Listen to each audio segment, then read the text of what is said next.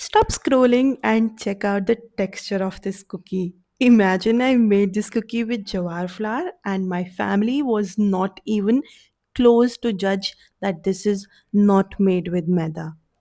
Super simple ingredients that you can find easily in your kitchen, made with no maida, no eggs, and the texture of this cookie is exactly or even better than your store bought New York style cookies.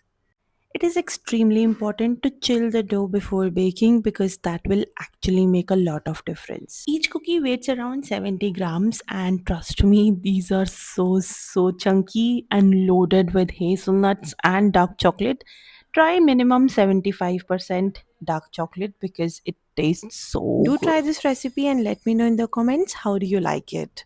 Save this recipe right now and follow me for more such amazing recipes. Happy baking and मिलते हैं next video में. Till then, bye.